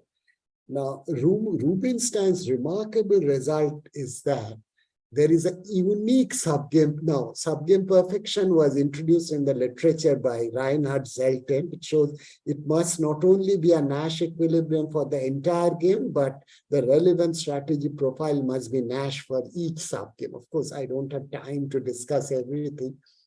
The Rubinstein's remarkable result is that there is a unique subgame perfect Nash equilibrium where player one first proposes the division this much for myself, 1/1 plus delta, and delta minus 1 plus delta for you, and player two says yes, the game ends. Okay, the first player has an advantage as his payoff is higher. And so in this infinite horizon game, Rubinstein shows that this is the unique, and I stress, subgame perfect outcome. It's a beautiful paper, and I teach it in my game theory course. Okay, this shows that the concept of SPNE has real bite. Now let me talk about repeated games. Okay, and then I'll just give an example of cooperative game and call it a day. Think of this game. Player one has two strategies, L1, R1. Player two has two strategies, L2, R2.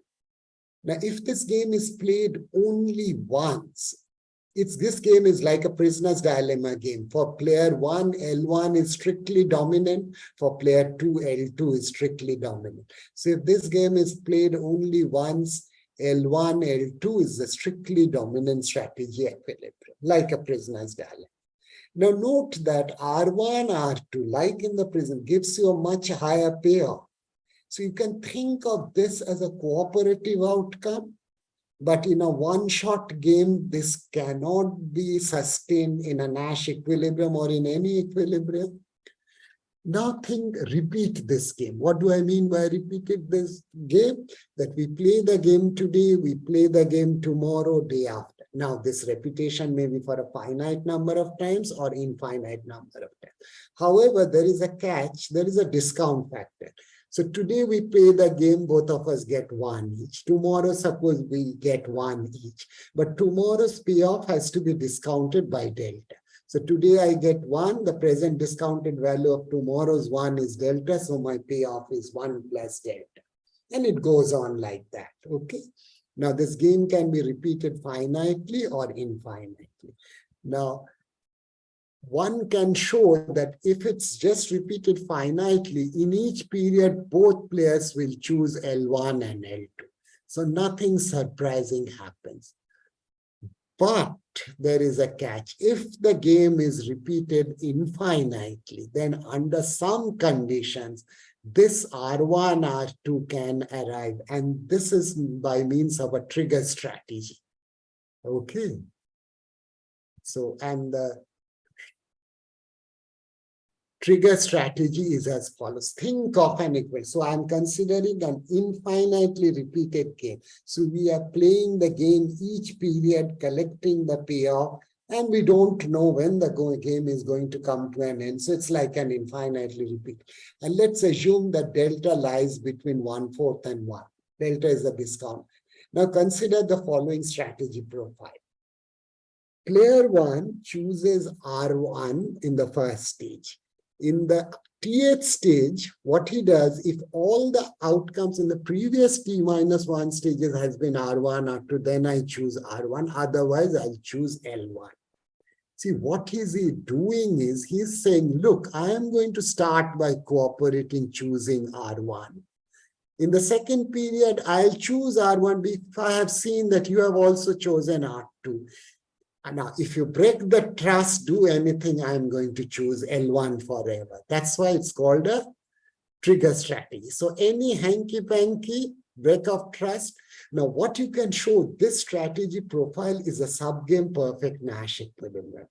It satisfies all the conditions of subgame perfect Nash equilibrium, that it's not only a Nash equilibrium for this entirely infinitely repeated game, but also a Nash for each possible subgames. So therefore, cooperation can emerge in an infinitely repeated game. And it's a very simple thing.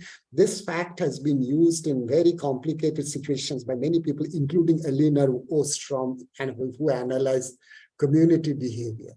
So infinitely repeated game may lead to cooperative outcomes. And Professor Samadar referred to Axelrod, who also did that.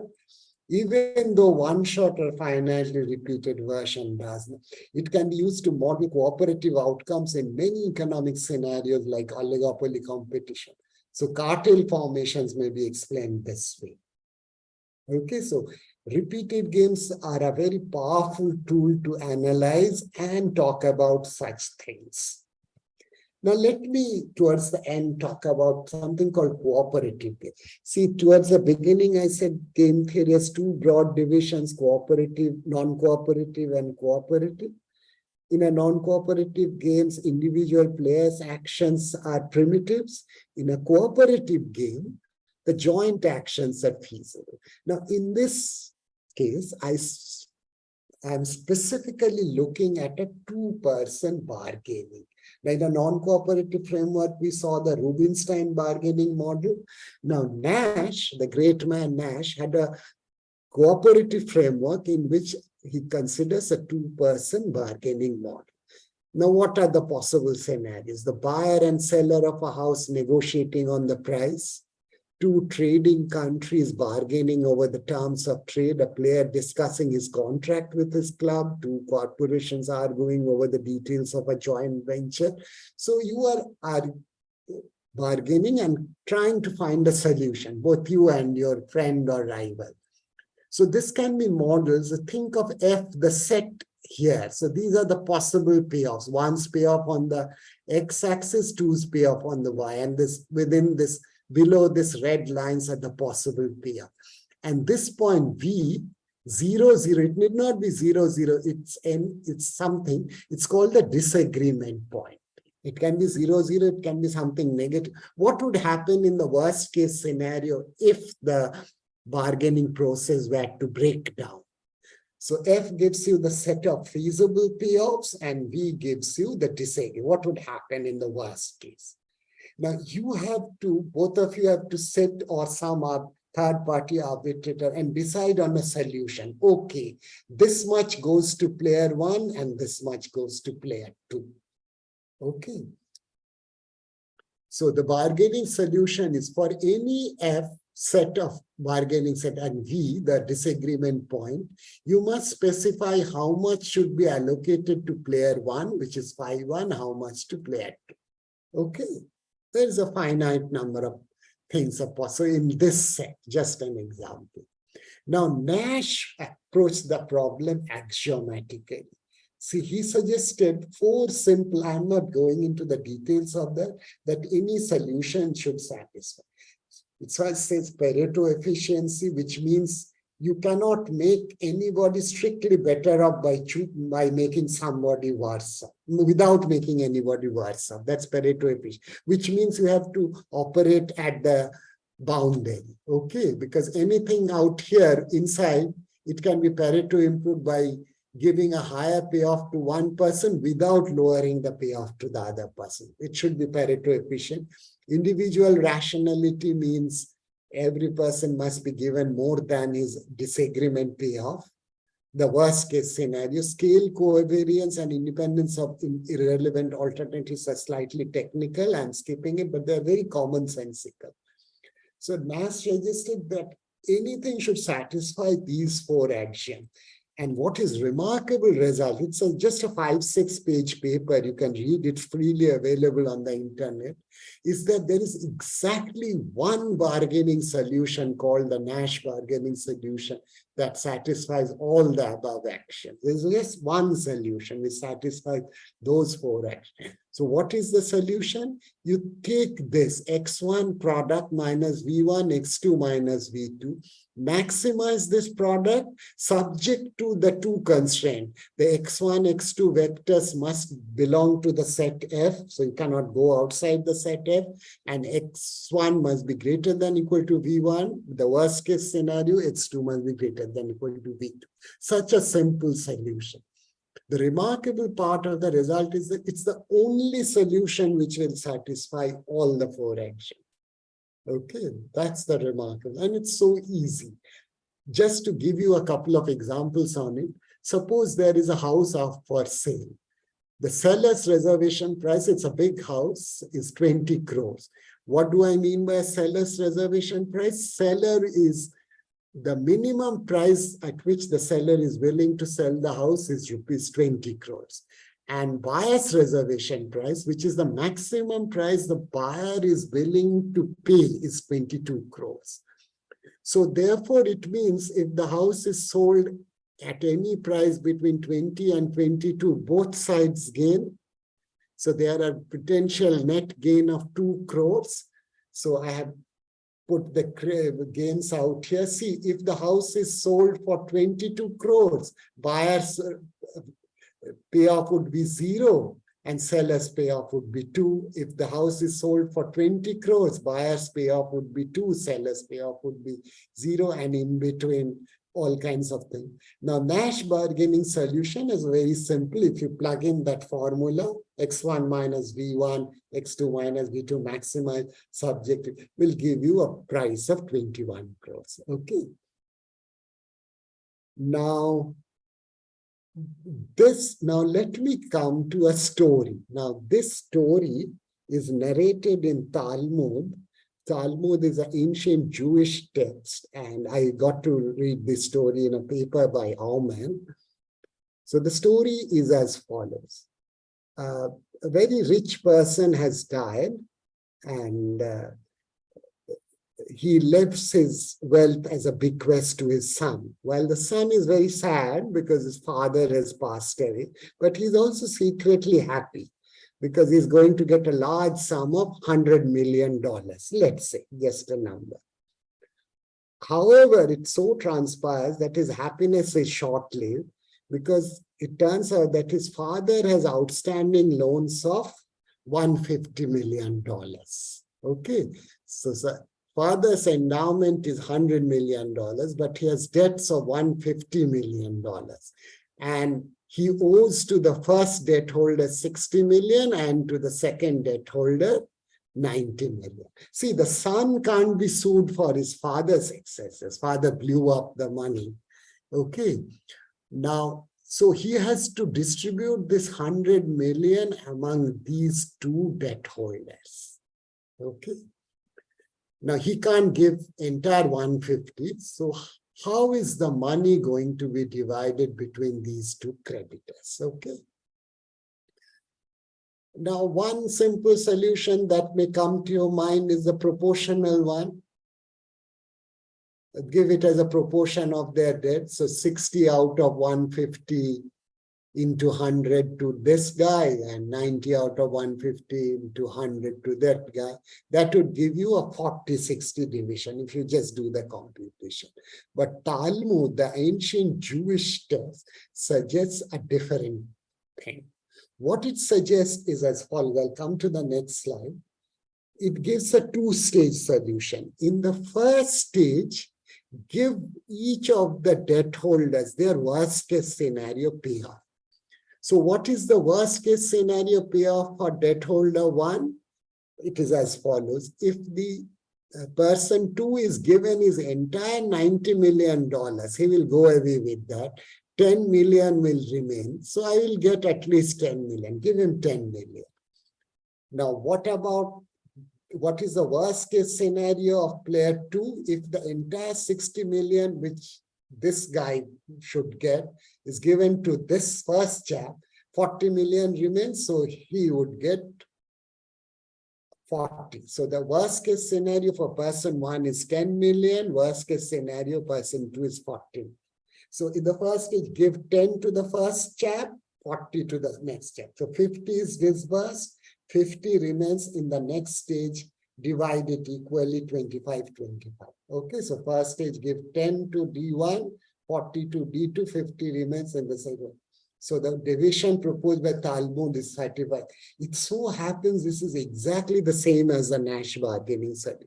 Talmud was written a few thousand years back. Nash, of course, didn't know about it. He's a Protestant Christian. He never read Talmud. So it is quite remarkable, right? So you can think of, suppose, a company going bust and its assets are lower than its liabilities. So how are the assets going to be distributed among debt holders? You can think of the Nash bargaining solution as a possible solution. Okay. Now, of course, I'm coming to an end with such a wide field of application. Game theory would be a universal panacea if it could always predict how people will play. The many games of social life largely consist. But of course, game theory isn't able to solve everything because it only works when people play games rationally. So we can't predict behavior of lovesick teenagers like Romeo or Juliet, or mad men like Hitler or Idi Amin. You cannot. You cannot model mad people's crackpots' behavior. Okay, but it does work. So it's not a waste of time because most of us do think and work, right? So even when people haven't thought everything out in advance, it doesn't follow that they're necessarily behaving irrationally. You come to think of yourself, we are always doing something, and most of the time we are acting rationally. how to improve our grades, how to get a good job, how to write a good paper and a good publication, get a good publication, things like that. So there are many success stories. Game theory has notable successes in auction design, in auction theory design in telecom auction. And game theory has been fairly successful in explaining behavior of spiders and fish. Evolutionary biologists have done that, neither of which can be said to think at all. Well, such mindless animals end up behaving as though they were rational because rivals whose genes programmed them to behave irrationally are now extinct. So similarly, corporates are not always run by great intellects, but the market is often just as ruthless as nature in eliminating the unfit from the sin. Okay, now some suggested readings. See, the first thing, Pastine and Humberstone, I came across this book last year. It's a comic strip book, but just to start with, it's a nice book to read. Game theory. On the Amazon, it's available for 300 or 250 rupees. Now, in my class,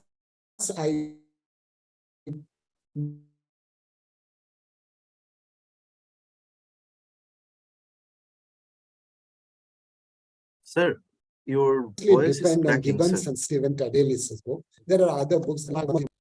Hello, can you hear now? Yeah, right now it is okay, sir. Yes, Right sir. now. So these are the things, and Rohan has the slides, so you can check that. And these are some of the advanced texts. And of course, you must read this book, Jane Austen, Game Theorist. Okay, so I'll just stop here. Okay, so I'll put on my video as well. Thank you very much, sir, for this insightful and engaging lecture. Sir, we have some questions from the audience. So Okay. the first question is by Ovik Das. Okay. He asks that what happens when players are irrational? Does it have any outcomes or no outcomes? And he has another question that what happens in congestion games? In congestion games. Congestion games. Yes. Acha, I don't know what you mean by congestion games. If I see the game, the model, I can tell you. Now, the first question is a good question. Irrational, as I said, well, if crackpots play a game, we don't know. You cannot model. However, there are economists who have worked on bounded rationality. And Rubinstein is one of them. What would happen if players are boundedly rational, not completely irrational or crackpots? For example, in game theory, we assume you have immense computational powers. You may not have that. Most of us do not. Now, what would happen if you have only a little bit of knowledge, right? I mean, but these are very difficult models. These are still informative stage. Now, long back, an economist, I think Simon, he worked on boundedly rational agents, and Rubinstein has a book modeling bounded rationality. So, Abhik, you may look at that. Okay, but those are interesting things, of course. Absolutely interesting. We are all bound.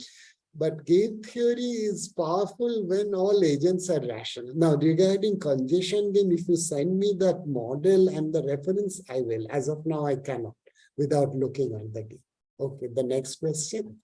Yes, sir, the next question is from Auditro Mojumdar of St. Xavier's College.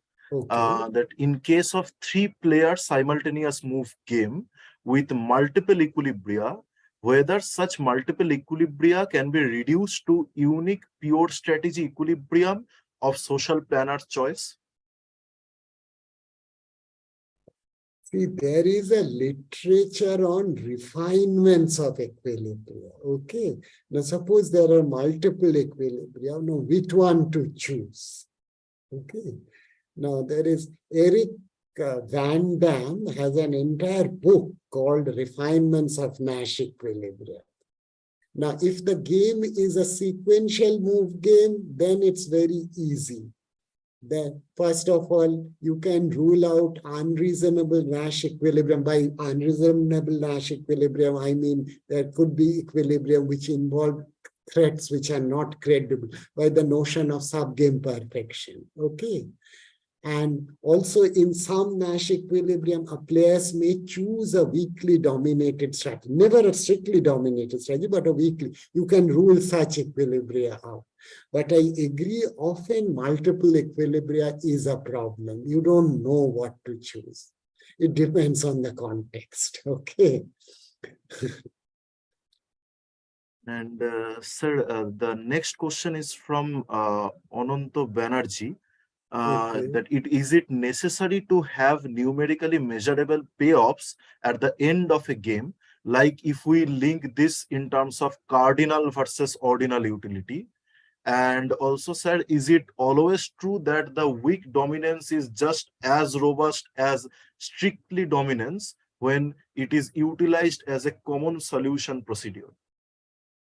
Okay, now regarding numerical payoffs are not that important, but you must have a preference ordering over outcomes.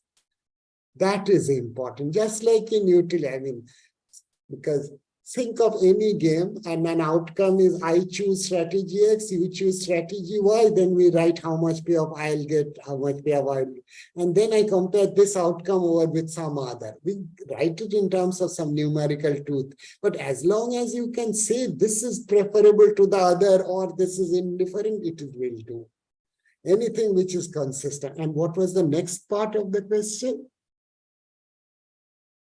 So the next part is that is it always true that the weak dominance is just as robust as strictly dominance when it is utilized as a common solution procedure? No, not certainly not. In fact, that I would like to mention, re-mention, that at a Nash equilibrium, it is possible that a player would choose a weakly dominated strategy.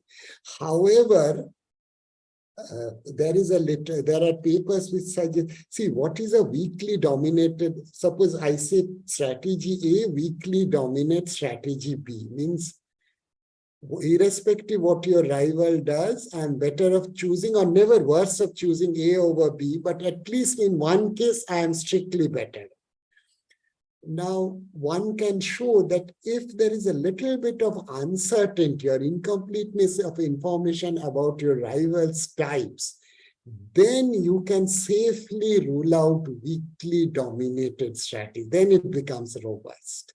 Otherwise, no. I mean, those are technical details one can go in. I mean, I teach game theory over a semester with 30, 40 classes. So now in one class, I cannot do. Yes, sir, there is another question from Aditro Mojumdar that is it in the simultaneous move game, players have no advance information about other players' strategy choices, then whether this is imperfect information game?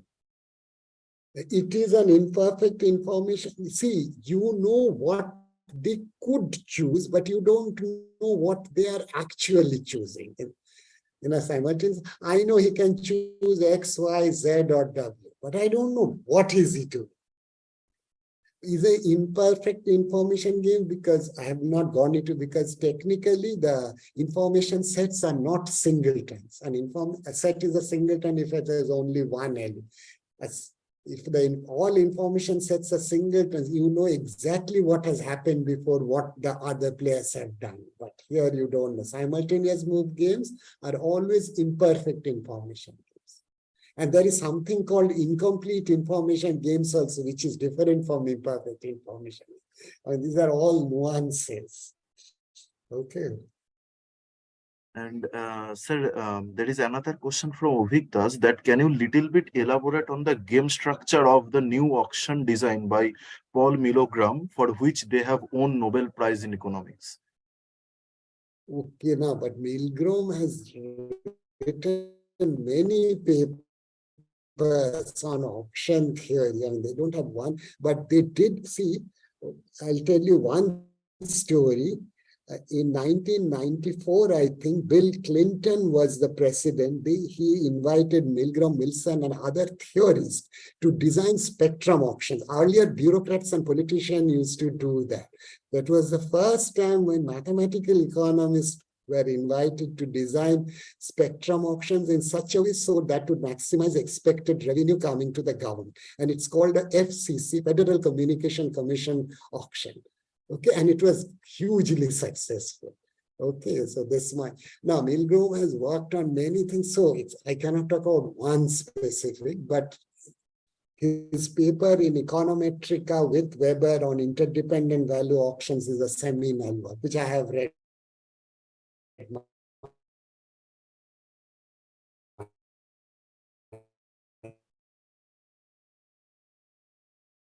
myself, so I can talk about that.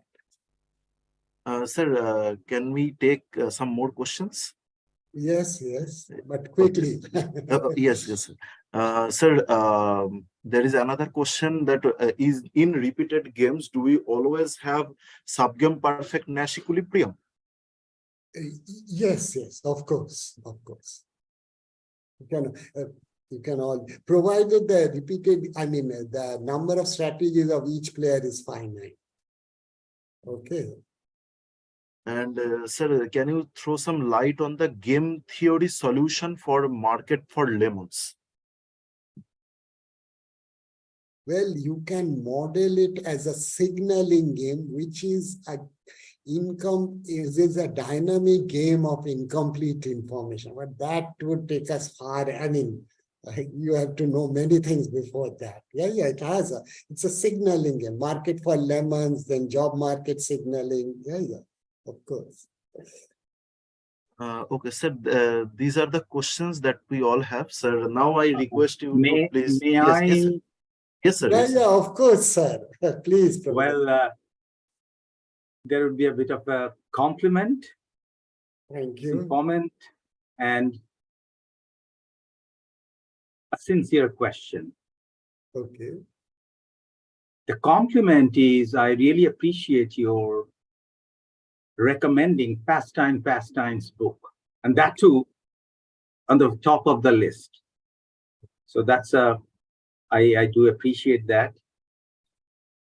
The comment in a light-hearted mode is that on Rubinstein's game about cutting the cake. My proposal would be very simple. I get to cut and you get to choose first. That's it. Yeah, that has also been discussed, in game theory. What you are saying, it's a mechanism design problem. What is the fair way to cut a cake? Certainly. The other, now I come to the sincere question. I really appreciate the way you have very clearly, exhaustively listed the criteria of knowing what we mean by knowing those four things. Now, in similar vein, is it possible to list criteria of being rational? What do we mean when we exactly of rationality? Yeah. In microeconomics or in economic theory in general, rationality is defined in the following way, which is as follows. You have a preference ordering over outcomes, which is transitive, reflexive, and complete. Complete in the sense that for every possible outcome, two outcomes, you can compare them. Transitivity means if A is preferred over B and B over C, then A prefers over C. So as long as, and reflexivity means A is at least as good as A itself. Something is at least as good as itself. So as long as these three things are satisfied, you say it's a rational, the agent is rational. So you are not demanding too much. And you can extend this to the world of incompleteness of information through von Neumann-Mogensen if you have preferences over lotteries. Of course, preferences over lotteries are a bit difficult for most people, but it is technically possible. Okay, in that context, pardon my ignorance, but you see this typical Homo economicus, which is a perfectly rational being, but there seems to be an assumption that this Homo economicus is guided by self-interest. Now, is Right. it possible not to be completely selfish yet rational? Oh, yeah. See, your self-interest might be that you care for your children, which we all do, or your parents. Yes, okay. Yeah. So that Because, pardon, I mean, I'm sure you can guess why I'm coming after, because in common literature, it is usually the criticism comes about rationality is as if it is like a Shylock. I mean, No, that all people care about. So some sort of a rational model of altruism could also be constructed then. Yeah. I'll give you a very simple example. For example, think of two scenarios where you have $1 million and your father is no more. And one scenario when you have $500,000 and your father is alive. Many of us, most of us would prefer the second scenario over first. You care for your father, parent, mother, anybody.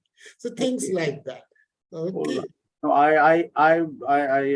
I'm really thankful. And if it is possible, if you could pass on some reference on this rational theory of altruism through Rohan, and I will be really grateful. Yeah, thanks. And hopefully we'll meet someday. All of you come to Delhi.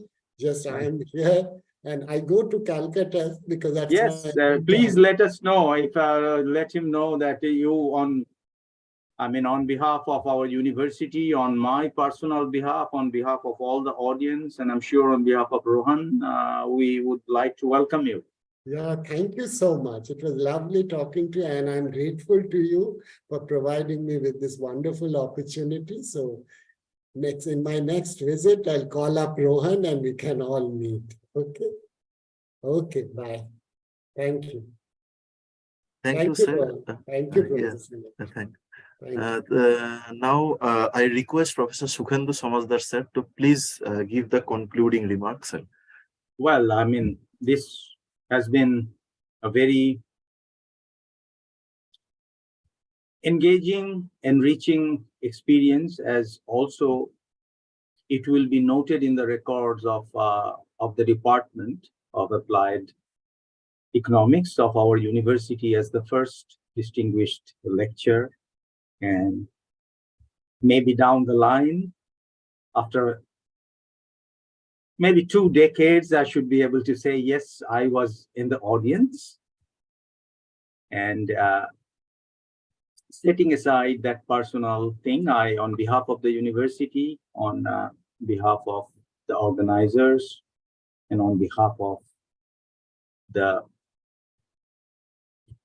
audience, I really express my gratitude to today's speaker, Professor Bose Dastidar. He covered quite a wide spectrum. Given the time restraint, it is not easy at all. What at least I was very impressed was the systematic and sequential nature of his presentation. I think all of you would agree with me that it was quite mind-opening.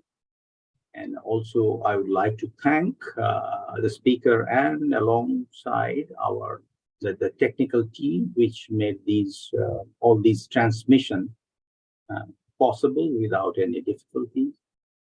And I must say, I have benefited immensely personally, especially by the assurance that there indeed exists some theoretical framework of rationality of altruism. I look forward to reading up more on that. So on that note, I give my sincerest thanks to today's speaker, the organizers, and the technical team making it possible. Thank you. Thank you, sir. Thank you, Rohan. Thank you. And with your kind permission, now I conclude the event. Now, on behalf of the Department of Applied Economics, Maulana Abul Kalam Azad University of Technology, I would like to express my gratitude and extend a warm vote of thanks to all of you who have joined us today. Firstly, I would like to thank our esteemed speakers, Professor Krishnendu Ghosh Dostidar and Professor Sukhendu Samazdar. Your presence has made this event a great success. And sir, we hope that we can organize future events with your kind presence, hopefully physically also in our campus. And I would like to extend thanks to the Honorable Vice Chancellor of Maulana Abul Kalam Azad University of Technology. I would also like to thank our Registrar Sir, Dr. Parthopratim Lahiri, and the University Authority for the support of this event. I would like to specifically thank the faculty of our department, Ms. Sangita Chaudhuri, and Mr. Susanto Koyal of Department of Linguistics for their guidance and support. And I would also like to thank Mr. Prem Kumar for the technical support of this event. And last but not the least, I would like to express my sincere gratitude to all of you who have attended the meeting, and your presence has made this event a memorable one. And we hope that they gained valuable insights and knowledge from this experience. And once again, thank you all for your support, and we hope that we can see in your future events. And sir, I conclude.